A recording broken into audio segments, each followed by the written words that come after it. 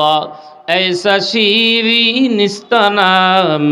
शेरुशा कमी कुनत जानम तमाम अल्लाह अल्लाह ऐसा शीरीनिस्तानाम शेरुशा कमी कुनत जानम तमाम अल्लाह पाकेर जिकिर एत मजा দুধ আর চিনি একত্রিত করলে যেই স্বাদ তার থেকেও বেশি মজা। এ আল্লাহর বান্দারা দেখবেন যাদের সাথে আল্লাহর সাথে সম্পর্ক হয়ে গেছে আসলে তাদের দিকে একটু লক্ষ্য করে দেখবেন শেষ রাতে উঠিয়া আপনি আমি তো ঘুমাই, তারা শেষ রাতে ঘুমায় না, তারা শেষ রাতে উঠিয়া আল্লাহ পাকের জিকিরে মশগুল হয়ে যায়, তাহাজ্জুদের আমল করে আল্লাহ পাকের জিকির করে। কি যে মজা তাদের কাছে আল্লাহ পাকের জিকির করতে, আসলে আপনি আমি বুঝবো না, না করলে। তারা শেষ রাতে উঠিয়া আল্লাহকে ডাকতে থাকে আল্লাহু আল্লাহ আল্লাহু আল্লাহ আল্লাহু আল্লাহ আল্লাহু আল্লাহ লা ইলাহা ইল্লাল্লাহ লা ইলাহা ইল্লাল্লাহ ইয়াবিতুনা লিরাব্বিহিম সুজদান ওয়া কিয়ামা।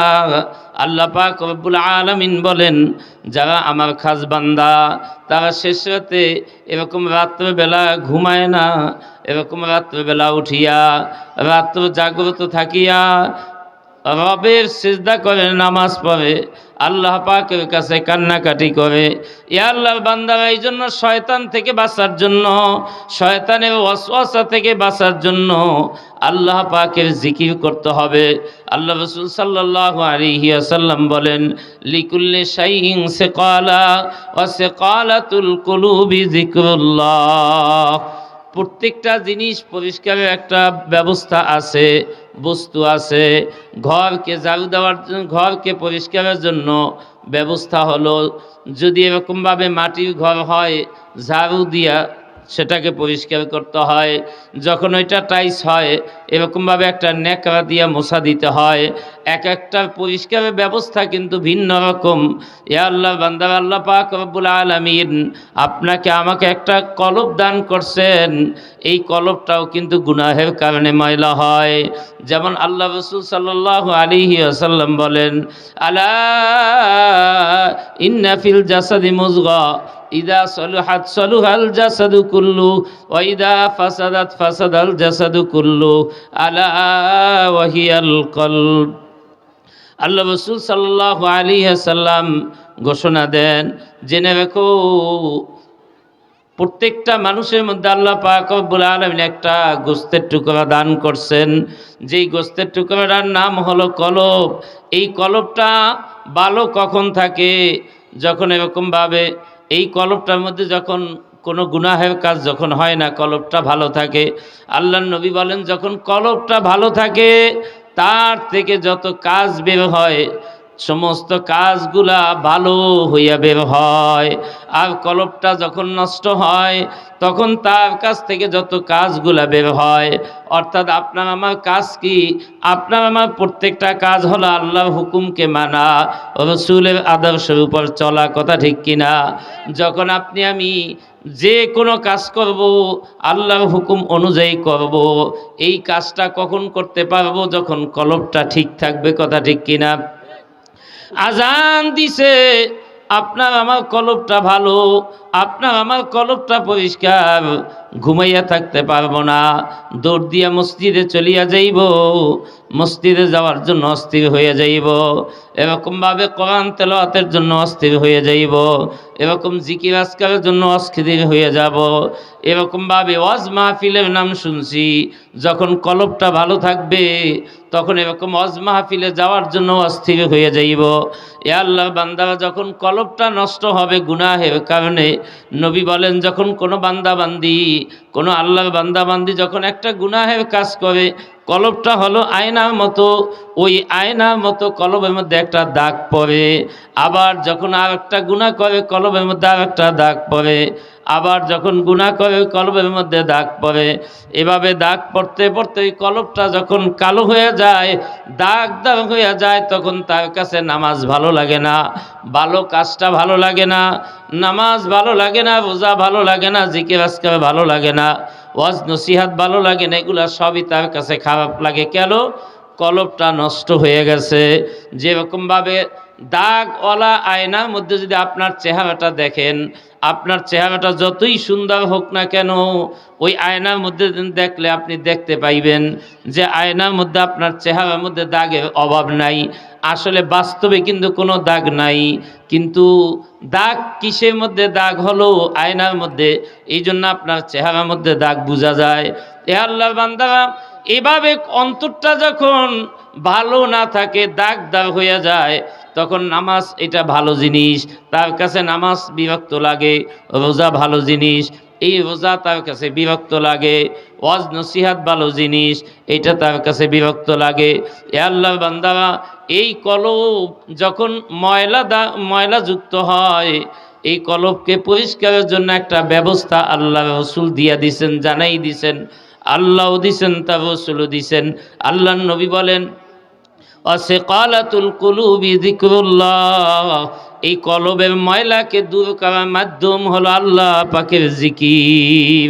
বলেন সুবহানাল্লাহ। এই জন্য আল্লাহ পাকের জিকির আমরা বেশি বেশি করে করব। রাজি আছি না ইনশাআল্লাহ? আল্লাহ পাকের জিকির বেশি বেশি কে করতে বলছেন? আল্লাহ করতে বলছেন। কে বলছেন? ইয়া আইয়ুহাল্লাযীনা আমানু। আল্লাহ কাদেরকে বলছেন? আল্লাহ বলেন, হে ঈমানদাররা। আপনি আমি মোমেন কিনা? কি বলেন? তাহলে যারা ঈমানদার তারা আল্লাহ পাকের জিকির করবে, যারা ঈমানদার না তারা আল্লাহ পাকের জিকিরের বিরোধিতা করবে। কথা ঠিক কিনা? অনেকে আছে মুসলমান, কিন্তু সে জিকির বুঝে না বিদায় বিরোধিতা করে। অথচ আল্লাহ তাদের সম্পর্কে কি বলছে? অমান আযলামু মিম্মান মানাআ মাসাজিদাল্লাহি আইয়ুযকারা ফীহা ইসমুহু ওয়া সাআ ফী খারাবিহা। এখানে মসজিদের কথা বলছে। যারা অনেক সময় অনেকে আছে মসজিদে আল্লাহ পাকের জিকির করবে, নামাজ পড়বে, কোরআন তেলাওয়াত করবে, ওয়াজ নসিহাত করবে, বাধা দেয়। আল্লাহ তাআলা বলেন, ওই ব্যক্তির থেকে বড় জালেম আর কে হইতে পারে যে আল্লাহর ঘরে জিকির করতে দেয় না? এর থেকে বড় জালেম এই পৃথিবীতে আর কেউ নাই। অমান আযলামু মিম্মান মানাআ, যে বাধা দেয়, আইয়ুযকারা ফীহা ইসমুহু, আল্লাহর ঘরে আল্লাহর জিকির করবে, এরকম একদল আছে না নাই? মসজিদে জিকির করতে গেলে বাধা দেয়। এই জন্য আসলে সব থেকে বড় জালেম এই ব্যক্তি। এই জন্য কে বাধা দিল আর কে জিকির করতে বলল, এটা আপনার আমার দেখার বিষয় না। আল্লাহ যেহেতু জিকির করতে বলছে, জিকির আল্লাহর করব। আল্লাহ রসুল সাল্লাল্লাহু আলাইহি সাল্লাম যেহেতু জিকির করতে বলছেন, এই জন্য আল্লাহ জিকির করব। এই জন্য আমরা ইনশাআল্লাহ সবাই রাজি আছি তো? বেশি বেশি জিকির করার জন্য রাজি আছি তো? আল্লাহ তাআলা আমাদের সবাইকে আল্লাহ পাকের জিকির বেশি বেশি করে করতে পারি। সামনে জিকিরের একটা ময়দান আসতেছে, সব জায়গায় কিন্তু আল্লাহ বলেন যারা মোমেন তারা আল্লাহকে বেশি ভালোবাসে। আর আল্লাহ পাক রব্বুল আলামিন বলেন, ইয়া আইয়ুহাল্লাযীনা আমানু যকুরুল্লাহা যিকরান কাসীরা, হে আমার বান্দাবান্দীরা, বেশি বেশি করে আমি মাওলা পাকের জিকির করো। বলেন সুবহানাল্লাহ ওয়াসাব্বিহুহু বুকরাতাও ওয়া আসীলা। এবং আল্লাহ পাক রব্বুল আলামিন বলেন, আল্লাহ পাকের তাসবিহ তাহলিল পাঠ করার জন্য, বিশেষ করে সকাল এবং সন্ধ্যায় করার জন্য আল্লাহ তাআলা নিজেই আদেশ করেছেন যে তোমরা সকাল এবং সন্ধ্যায় আমি মাওলা পাকের তাসবিহ তাহলিল পাঠ করো। বলেন সুবহানাল্লাহ। তাসবিহ তাহলিল পাঠ করা, বেশি বেশি পাঠ করা। আসলে বেশি বেশি পাঠ কেন করব? আগেই বলছি, মোহাব্বত এমন একটা বিষয়, যখন কেহ কাউকে মহাব্বত করে তার নাম যত বেশি নেয় ততই তার কাছে ভালো লাগে, ততই তার কাছে কি লাগে? ভালো লাগে। এই জন্য আপনার আমার আল্লাহ তাআলার প্রতি যে মহাব্বতটা বোঝা যাবে কেমনে? যত ইবাদত বেশি করব, যত আল্লাহর জিকির বেশি করব, আপনার আমার মধ্যে মহাব্বত যে আসে এইটা বেশি বোঝা যাবে।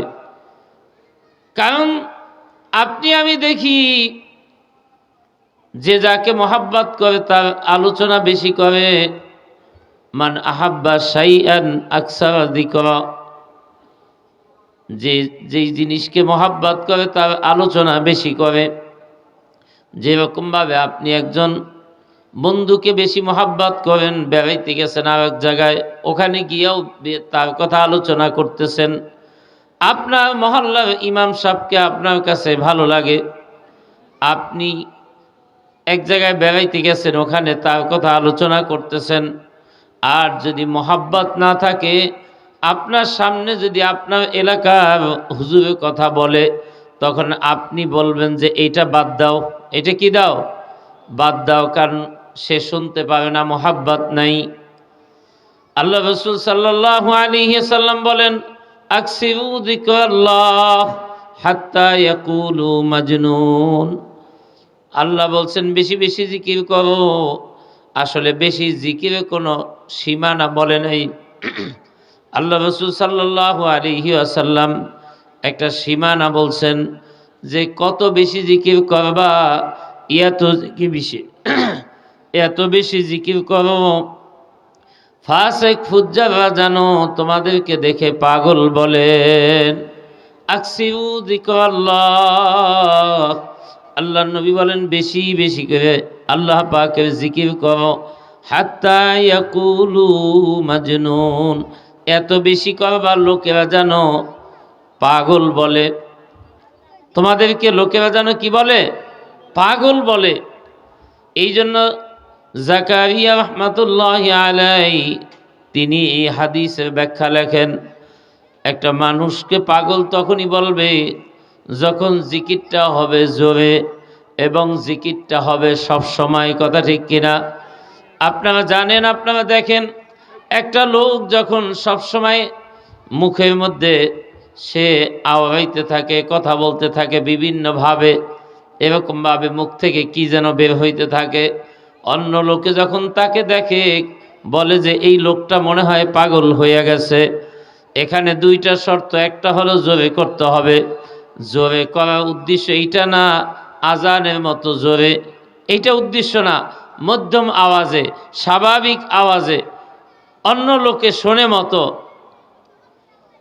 জোরে করবে। আর একটা হলো সবসময় করবে। আল্লাহ পাক রব্বুল আলামিন সবসময় জিকির করার ব্যাপারে অন্য আয়াতের মধ্যে বলেন, ইন্না ফি খালকিস সামাওয়াতি ওয়াল আরদি ইখতিলাফিল লাইলি ওয়ান নাহার লাআয়াতিল লিউলিল আলবাব الذين يذكرون الله قياما وقعودا وعلى جنوبهم ويتفكرون في خلق السماوات والأرض ربنا ما خلقت هذا باطلا। আল্লাহ পাক রব্বুল আলামিন এই আয়াতে কারিমের মধ্যে বলেন, ইন্না ফি খালকিস সামাওয়াতি ওয়াল আরদ, নিশ্চয়ই আসমান জমিনের সৃষ্টির মধ্যে, আসমান সৃষ্টিতে, জমিন সৃষ্টিতে, ইখতিলাফিল লাইলি ওয়ান নাহার, রাত্র দিনের আবর্তন পরিবর্ধনে, রাত্র এক সময় ছোট হয়, আবার রাত্র এক সময় বড় হয়ে যায়। দিন এক সময় ছোট হয়, আবার দিন বড় হয়। যেমন এখন আবার আস্তে আস্তে রাত্র বড় হইতেছে, দিন ছোট হইতেছে।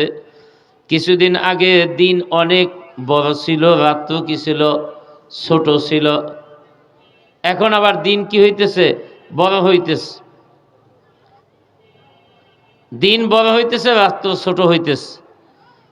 আল্লাহ পাক রব্বুল আলামিন বলেন, এই রাত্র দিনের যে পরিবর্তন, আসমান যে আল্লাহ তাআলা সৃষ্টি করেছেন এই আসমান সৃষ্টির ব্যাপারে চিন্তা ফিকির, জমিনকে আল্লাহ সৃষ্টি করছেন জমিনের ব্যাপারে চিন্তা ফিকির, কয় এটার মধ্যে আবার কিভাবে চিন্তা ফিকির করে, এটার মধ্যে চিন্তা ফিকিরটা হলো এইভাবে, একটু আপনি আমি তাকাইয়া দেখি আল্লাহ পাক রব্বুল আলামিন এত বড় বিশাল আসমানকে কিভাবে আপনার আমার উপরে লটকাইয়া রাখছেন, এরকম ফিট করে রাখছেন, কোনো খুঁটি নাই, বেগাইরে আমাদিন তারাউনাহা। আল্লাহ পাক রব্বুল আলামিন বলেন এত বিশাল আসমান যেটা তোমরা দেখতেছো এইটার মধ্যে কোনো খুঁটি নাই, বেগাইরে আমাদ তারাউনাহা, এই আসমানের কি নাই, কোনো খুঁটি নাই। এত বিশাল আসমান, আপনি আমি ছোট্ট একটা প্যান্ডেল করছি, একটু খেয়াল করে দেখেন কতগুলা খুঁটি দিতে হইছে। এরকমভাবে ছোট্ট একটা ঘর করতে গেলেও কতগুলা খুঁটি দরকার। ছোট থেকে ছোট একটা কোনো জিনিস যদি উপরের দিকে রাখতে হয়, নিচে কি দিতে হয়, খুঁটি দিতে হয়। অথচ আল্লাহ পাক রব্বুল আলামিন এত বিশাল আসমানকে কিভাবে খুঁটিবিহীন রাখলেন, এটা আল্লাহ তাআলার কুদরত। বলেন সুবহানাল্লাহ। আল্লাহ পাক রব্বুল আলামিন এই জমিনকে কিভাবে সৃষ্টি করেছেন, সমতল ভূমি বানিয়ে দিয়েছেন আপনার আমার জন্য যাতে চলতে অসুবিধা না হয়। আবার এই জমিনের চতুর্দিকে আল্লাহ পাক রব্বুল আলামিন অল জিবালা আওতাদা, পাহাড়গুলা বসাই দিছেন প্যারাক হিসাবে। একটা ঘরের মধ্যে যেরকম ঘরকে মজবুত করার জন্য কি লাগে, প্যারাক দিতে হয়, লোহা পিটাইতে হয়, এরকমভাবে আল্লাহ পাক রব্বুল আলামিন জমিনকে স্থির রাখার জন্য চতুর্দিক থেকে এরকমভাবে পাহাড় বসাই দিছেন। সুবহানাল্লাহ। আবার রাত কিভাবে ছোট হয় কিভাবে বড় হয়, এটা আপনার আমার বোঝার বড় কঠিন। একইভাবে দেখতেছি চন্দ্র পূর্ব থেকে পশ্চিমের দিকে আসতেছে, সূর্য পূর্ব থেকে পশ্চিমের দিকে আসতেছে, দৈনিক সূর্যটা পূর্ব দিক থেকে উঠে পশ্চিমের দিকে আসতেছে। আসলে কে এই সূর্যকে চালাইতেছে, কে এই আসমানকে চালাইতেছে, কে এই তারকাকে পরিচালনা করতেছে? আবার একটু খেয়াল করে দেখেন আল্লাহ পাক রব্বুল আলামিন জমিনের মধ্যে কত জিনিস, এই জমিনের নিচে যদি তালাশ করি দেখবেন বিভিন্ন ভাবে, একটু যদি খেয়াল করেন এই মাটির নিচে আবার পানি রয়েছে, যেই পানি আমরা খাই। 200-300 ফুট নিচ থেকে পানি উঠাই, আবার তারপরে মাটি, আবার অনেক নিচে গেলে আবার পানি, এভাবে স্তর বাই স্তর আল্লাহ তাআলা কিভাবে এগুলাকে তৈরি করছেন। আল্লাহ পাক রব্বুল আলামিন বলেন যখন এইগুলা নিয়ে চিন্তা ফিকির করবে তখন এইটার মধ্যে আল্লাহ তাআলার কুদরত তালাশ করে পাবে। আল্লাহ বলেন এই কুদরত কারা পাবে, এই যে নির্দেশন আল্লাহ তাআলার নির্দেশন কারা দেখতে পাবে, কারা বুঝতে পারবে, তারা হলো জ্ঞানী। যারা জ্ঞানী তারা এগুলাকে কি করতে পারবে, বুঝতে পারবে। জ্ঞানী না হইলে তারা এগুলা বুঝতে পারবে না যে এত বিশাল আসমানকে কিভাবে করছে। জ্ঞান না থাকলে লিউলিল আলবাব, সবাই বুঝবে না, যারা জ্ঞানী তারা বুঝবে। আল্লাহ পাক রব্বুল আলামিন বলেন জ্ঞানী কারা, আল্লাযীনা ইয়াযকুরুনাল্লাহা কিয়ামান ওয়া কুউদা। আপনি আমি যাদেরকে মনে করতেছি জ্ঞানী, আসলে তারা জ্ঞানী কিনা, যাদেরকে জ্ঞানী মনে করতেছি না আসলে তারা জ্ঞানী কিনা, জ্ঞানী কারা, এর বিবরণটা যদি আপনি আমি লক্ষ্য করি এই আয়াতের মধ্যে তাহলে পেয়ে যাব।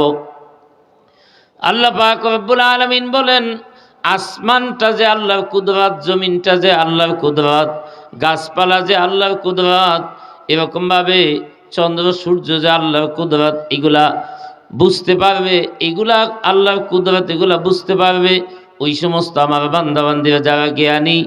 জ্ঞানী কারা, যারা আল্লাযীনা ইয়াযকুরুনাল্লাহা কিয়ামান ওয়া কুউদা ওয়া আলা জুনুবিহিম ওয়া ইয়াতাফাক্কারুনা ফি খালকিস সামাওয়াতি ওয়াল আরদ। আল্লাহ বলেন যারা সর্ব অবস্থায় আল্লাহ পাকের জিকির করে তারা হলেন জ্ঞানী। বলেন সুবহানাল্লাহ। সব সময় আল্লাহ পাকের জিকির। এখানে তিনটা অবস্থা বয়ান করছেন আয়াতের মধ্যে। ইয়াযকুরুনাল্লাহ কিয়ামা, দাঁড়ানো অবস্থায় আল্লাহ তাআলার জিকির করে, ওয়া কুউদা, বসা অবস্থায় আল্লাহ পাকের জিকির করে, ওয়া আলা জুনুবিহিম, শোয়া অবস্থায় আল্লাহ পাকের জিকির করে। অর্থাৎ একটা মানুষের তিনটা অবস্থা, হয়তো সে দাঁড়ানো থাকবে, নয়তো সে বসা থাকবে, নয়তো সে শুয়ে থাকবে। এই তিন অবস্থা, এর অর্থ হলো যেই আল্লাহর বান্দাবান্দি সবসময় আল্লাহ পাকের জিকির করেন, আল্লাহ বলেন তারা হলো জ্ঞানী। কোন সুবহানাল্লাহ। এদের কাছে আসমান এটা আল্লাহর কুদরত, জমিন এটা আল্লাহর কুদরত, রাত্র এটা আল্লাহর কুদরত, দিন এটা আল্লাহর কুদরত, গাছপালা এটা আল্লাহর কুদরত। এদের কাছে এগুলো আল্লাহ তাআলার কুদরত। ওয়াতাফাক্কারুনা ফি খালকিস সামাওয়াতি ওয়াল আরদ, আল্লাহ এই আয়াতের মধ্যে বলেন, এবং যারা চিন্তা ফিকির করে, গবেষণা করে, ওয়াতাফাক্কারুনা ফি খালকিস সামাওয়াতি ওয়াল আরদ, আসমান জমিনের সৃষ্টি নিয়া আল্লাহ তাআলা গাছটাকে কিভাবে বানাইলেন। একটা গাছ আপনি আমি যদি হাজারো চেষ্টা করি, দেখা যাবে ওই গাছ কোথার থেকে উঠতেছে, উঠাইতে পারবো না। কিন্তু আপনি আমি একটা গাছ যদি উঠাইতে চেষ্টা করি, পারবো না। একটা আমের বিচিকে রোপণ করে দিলে ওই আমের বিচিটা নষ্ট হয়ে যায়, আবার ওখান থেকে কত সুন্দর গাছ উঠতেছে। আসলে এই কাজটা কে করলো? আমি তো কিছুই করতে পারি নাই। কিছু করছি? কত সুন্দর একটা নতুন ভাবে একটা গাছ উঠে আসতেছে, আবার এই গাছের থেকে পাতা বের হইতেছে, এই পাতাগুলো আবার বিভিন্ন কালার হইতেছে, বড় হইতেছে। এক সময় পাতাগুলার কালার যখন বৃদ্ধ হয়ে যায়, পাতাগুলার কালার এরকমভাবে বিভিন্ন কালারে হয়, হলুদ হয়ে যায়, কিছু আবার লাল হয়ে যায়, কিছু সবুজ থাকে, বিভিন্ন কালারে হয়ে যায়। আসলে কে এই গাছের পাতার মধ্যে এতগুলা কালার দেয়, এতগুলা রং পরিবর্তন করেন? আপনি আমি তো কোনো দিন এই কালারগুলা দেই নাই। আম গাছ, জাম গাছ, বিভিন্ন গাছ, এক একটা পাতা, এক এক গাছের পাতা এক এক ধরনের। কোনোটার পাতা ছোট, কোনোটার পাতা হলো বড়। কথা ঠিক কিনা? একটা গাছের ফলটা হলো অনেক মিষ্টি, আর একটা গাছের ফল হলো তিক্ত। এইরকম বিভিন্ন অবস্থাগুলো আপনি আমি যখন চিন্তা ফিকির করব, দেখবেন আল্লাহ তাআলার পরিচয় আপনি আমি লাভ করতে পারবো, আল্লাহর কুদরত আপনি আমি বুঝতে পারবো। কথা ঠিক কিনা? এই জন্য আল্লাহ বলছেন, জ্ঞানী হলো তারা যারা সব সময় জিকির করে এবং সব সময় ফিকির করে। সজর মে হজর মে তেরি রঙ্গ বু হ্যায়, जिधर भी देखता हो उधर भी तू ही है। सजर में हजर में तेरी रंग बू है, जिधर भी देखता हो उधर भी तू ही है। আল্লাহ গো, যদি গাছের দিকে তাকাই তখনও তোমাকে দেখতে পাই, মাছের দিকে তাকাইলে তোমাকে দেখতে পাই, পানির দিকে তাকাইলে তোমাকে দেখতে পাই, বিল্ডিংয়ের দিকে তাকাইলে তোমাকে দেখতে পাই। এরকম সমস্ত জিনিস যত দুনিয়াতে আছে, এই দিকে যদি তাকাই আমি তোমাকে দেখতে পাই। কিভাবে দেখতে পাই? এইভাবে দেখতে পাই। আল্লাহু আকবার। একটা মাছের দিকে লক্ষ্য করে দেখেন, একটা মাছের মধ্যে কতগুলা কালার। ইলিশ মাছের মধ্যে দেখেন কতগুলা কালার একটা মাছের মধ্যে। আপনি যখন ইলিশ মাছকে এরকম ধরবেন, বিভিন্ন কালার তার মধ্যে দেখা যাচ্ছে। কে এই কালারগুলা দিল? আবার অন্য মাছের কালার আরেক ধরনের, বিভিন্ন মাছের কালার বিভিন্ন ধরনের। এই জন্য আল্লাহর বান্দারা আল্লাহ পাক রব্বুল আলামিনকে পাওয়ার জন্য ফিকিরও করতে হবে, জিকিরও করতে হবে। কথা ঠিক কিনা? আল্লাহ পাক রব্বুল আলামিন বলেন, যারা সবসময় জিকির করে তারা হলো জ্ঞানী। আপনার আমার অনেক সময় খেয়াল হয়, কয় যারা জিকির করে তারা হলো পাগল। অনেকে বলে না, কয় লোকটা চরমনে এই যে পাগল হয়ে গেছে। অনেকে বলে কি বলে না? আসলে ঠিকই বলছে। দুনিয়ার মধ্যে যত মানুষ আছে সবাই পাগল। কিন্তু কিছু আছে ছেলের পাগল, কিছু আছে স্ত্রীর পাগল, কিছু আছে মা বাবার পাগল, কিছু আছে গাড়ি বাড়ির পাগল, আর একদল লোক আল্লাহ তাআলার পাগল। আল্লাহ রাসূল সাল্লাল্লাহু আলাইহি সাল্লাম বলেন, বেশি বেশি করে আল্লাহ পাকের জিকির করো। আল্লাহর জিকির যত বেশি করবা, আল্লাহর মহাব্বত তত বেশি আসবে। আল্লাহ রাসূল সাল্লাল্লাহু আলাইহি সাল্লাম বলেন, আশ-শাইতানু জাসিমুন আলা কলবি ইবনে আদম ইযা যাকারাল্লাহ খানাসা ওয়া ইযা গাফালা ওয়াসওয়াসা। আল্লাহ নবী সাল্লাল্লাহু আলাইহি সাল্লাম বলেন, শয়তান মানুষের কলবের উপরে মজবুত করে বসিয়া থাকে, হাঁটু গেড়ে বসে থাকে, মানুষের অন্তরের মধ্যে শয়তান বসে থাকে। আশ-শাইতানু জাসিমুন আলা কলবি ইবনে আদম, বনি আদমের কলবে বসে। ইযা যাকারাল্লাহ খানাসা, যখন আল্লাহ পাকের জিকির বান্দাবান্দি করে, শয়তান আর কলবে থাকতে পারে না। জিকির করলে শয়তান কলবে থাকে না। আবার যখন সে জিকিরকে বন্ধ করে দেয়, ইযা গাফালা ওয়াসওয়াসা, যখন সে জিকিরকে বন্ধ করিয়া দেয়, তখন আবার শয়তান তার কলবের মধ্যে ওয়াসওয়াসা দেয়। এ আল্লাহর বান্দারা, এই যে গুনাহ কাজ হইতেছে, এইটার একমাত্র কারণ হলো শয়তানের ওয়াসওয়াসা। আর এই শয়তানের ওয়াসওয়াসাকে দূর করতে হইলে, শয়তানের ওয়াসওয়াসা থেকে বাঁচতে হইলে আল্লাহ পাকের জিকির বাধ্যতামূলক করা লাগবে। আপনি আমি যদি সব সময় জিকির করি, তাহলে দেখবেন এরকমভাবে শয়তান আপনার আমার কাছে চাপতে পারবে না। শয়তান যখন চাপতে পারবে না, আসতে পারবে না, তখন দেখবেন নামাজ পড়তে খুব মজা লাগে, কোরআন তেলাওয়াত করতে মজা লাগে, ওয়াজ নসিহাত শুনতে মজা লাগে, এরকমভাবে মসজিদ মাদ্রাসায় যাইতে মজা লাগে, তাদেরকে দেখলে ভালো লাগে। যখন শয়তান আপনাকে আমাকে ওয়াসওয়াসা না দিবে তখন। আর দেখবেন শয়তানে যখন ওয়াসওয়াসা দিবে, তখন দেখবেন নামাজ ভালো লাগে না, জিকির আজকাল ভালো লাগে না, রোজা ভালো লাগে না, পর্দা পুশিদা ভালো লাগে না, সব কিছু আপনার আমার কাছে খারাপ লাগবে। কেন? শয়তানে ওয়াসওয়াসা দিতেছে। এ আল্লাহর বান্দারা, শয়তানের ওয়াসওয়াসা থেকে যদি বাঁচতে পারি, তাহলে দেখবেন আপনার আমার জন্য জান্নাতে যাওয়া সহজ হয়ে যাবে। কথা ঠিক কিনা? আর শয়তানের ওয়াসওয়াসা থেকে যদি বাঁচতে না পারি, তাহলে মনে করতে হবে আপনি আমি, আপনার আমার ঠিকানা জাহান্নামে লেখা হবে। কারণ শয়তানের কথা যারাই মানবে, তাদেরকে আল্লাহ তাআলা জাহান্নামে দিবেন। আল্লাহ পাক রব্বুল আলামিন ঘোষণা দিয়েছেন, লা আমলা আন্না জাহান্নামা মিনকা অমিম্মান তাবিয়াকা মিনহুম আজমাইন। ও শয়তান, আমি তোমাকে দিয়া এবং তোমার কথা যারা মানবে, তাদেরকে দিয়ে আমি জাহান্নামকে ভর্তি করব। বলেন নাউযু বিল্লাহ। ইয়া আল্লাহর বান্দারা, এই জন্য শয়তান থেকে যদি বাঁচতে হয়, আল্লাহ পাকের জিকির করতে হবে। অনেক সময় দেখা যায় অনেক মানুষ জিকিরের নাম শুনলে শরীরের মধ্যে আগুন জ্বালাইয়া দেয়। অনেক সময় অনেকের কাছে জিকিরের নাম শুনলে খুব মজা লাগে।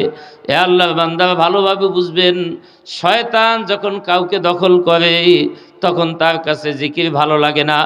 আর শয়তান যখন তাকে দখল করতে না পারে, তখন তার কাছে জিকিরটা খুব মজা লাগে। কথা ঠিক কিনা? আল্লাহ